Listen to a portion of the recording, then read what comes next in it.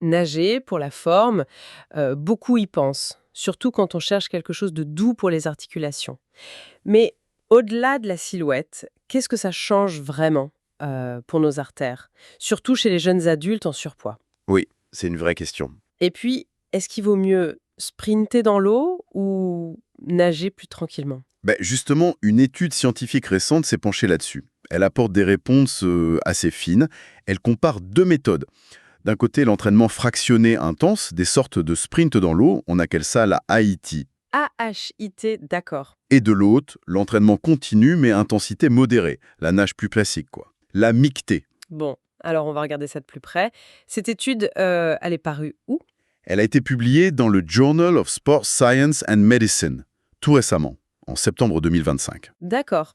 Le titre, c'est Aquatic High Intensity Interval Training improves vascular function, whereas aquatic moderate intensity continuous training lowers resting heart rate in overweight and obese young adults, a randomized controlled trial. Les auteurs principaux sont Zhendang Yu et ses collaborateurs.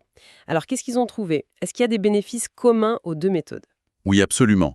Après 8 semaines d'entraînement, les deux groupes qui nageaient, que ce soit en HIIT ou en continu, ont montré des améliorations claires par rapport au groupe témoin qui ne faisait rien. Et sur quoi, par exemple? D'abord sur la composition corporelle. L'IMC, l'indice de masse corporelle, a baissé. Et le pourcentage de masse grasse aussi. Ça, c'est pour les deux groupes. Ok, donc un impact positif sur la silhouette et le métabolisme en général. Et la condition physique, l'endurance? Là aussi, des progrès des deux côtés. La capacité aérobie mesurée par le VO2 max. Ah oui, le VO2 max. Voilà, il mesure l'efficacité avec laquelle le corps utilise l'oxygène. Eh bien, il a augmenté de manière significative dans les deux groupes d'exercice. C'est un bon indicateur d'une meilleure endurance globale. D'accord. Ça, ce sont les points communs. Mais ce qui est souvent plus parlant, ce sont les différences.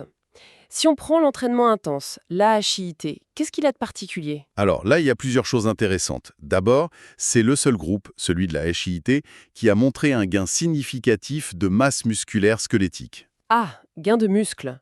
Et pour le poids? Une réduction du poids corporel total plus nette aussi dans ce groupe, AHIIT. Et puis, et ça c'est vraiment important, l'AHIIT a eu un effet plus marqué sur certains aspects de la santé vasculaire. C'est-à-dire? Plus précisément, on a observé une amélioration nette de ce qu'on appelle la fonction endothéliale. En gros, c'est la santé de la paroi interne des vaisseaux sanguins, leur capacité à bien se dilater quand il faut. D'accord, la souplesse des artères en quelque sorte? C'est un peu ça, oui. La mesure clé, c'est la FMD, la dilatation médiée par le flux.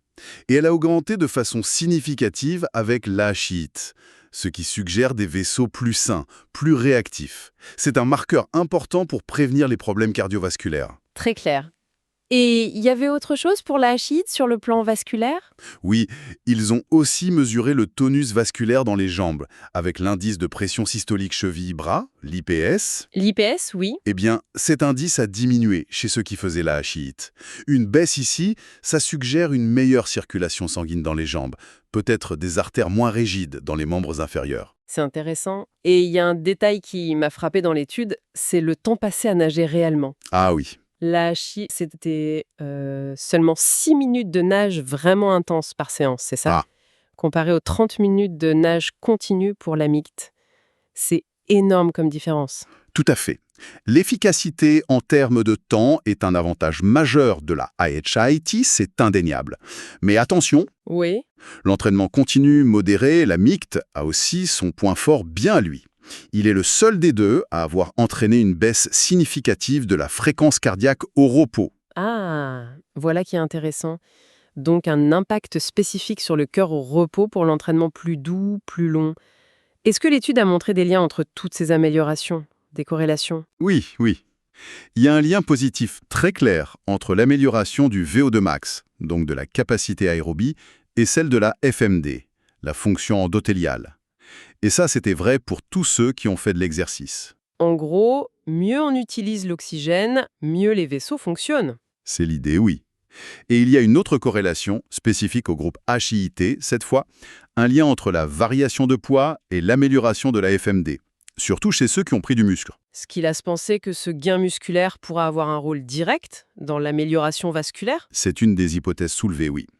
On sait que les muscles qui travaillent libèrent des substances, les myokines, et certaines pourraient communiquer avec les vaisseaux, influencer leur santé.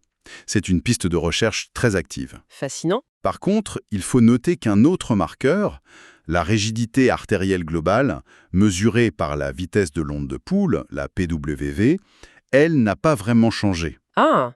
Et pourquoi, d'après les chercheurs? Probablement parce que les participants étaient jeunes. Leurs artères n'étaient sans doute pas encore très rigides au départ, donc moins de marge d'amélioration sur ce point précis. D'accord. Alors, si on résume, pour quelqu'un qui veut se mettre à la natation pour sa santé, surtout s'il est en surpoids, IIT intense ou nage continue, quel est le message principal? Le message, c'est que les deux sont bénéfiques. Pour la condition physique générale, pour la composition corporelle, c'est clair. Après, le choix dépend un peu des objectifs prioritaires. C'est-à-dire? Si l'objectif numéro 1 est d'améliorer rapidement la fonction des vaisseaux sanguins, la circulation dans les jambes et potentiellement gagner du muscle tout en y passant moins de temps, l'ayachite aquatique semble avoir un avantage. Et si on vise autre chose? Si la priorité est plutôt de faire baisser sa fréquence cardiaque au repos, alors l'AMICT, la nage continue modérée, a montré un bénéfice spécifique que la IHIT n'a pas eu. C'est très clair. Et ça nous amène à une dernière réflexion, cette histoire de communication entre les muscles et les vaisseaux via les myokines. Est-ce que ça pourrait être une clé pour de nouvelles stratégies de santé cardiovasculaire à l'avenir? C'est tout à fait possible. Mieux comprendre ces mécanismes, comment le muscle par le vaisseau, ça pourrait vraiment affiner nos recommandations d'exercice pour protéger le cœur et les artères.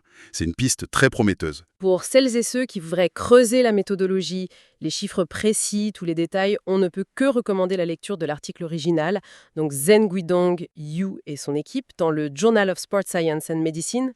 Oui, et c'est la meilleure façon d'avoir une vue complète et de saisir toutes les nuances de cette recherche importante. Voilà pour cette analyse. Pensez à vous abonner à la chaîne et à activer les notifications pour ne pas manquer nos prochaines explorations scientifiques.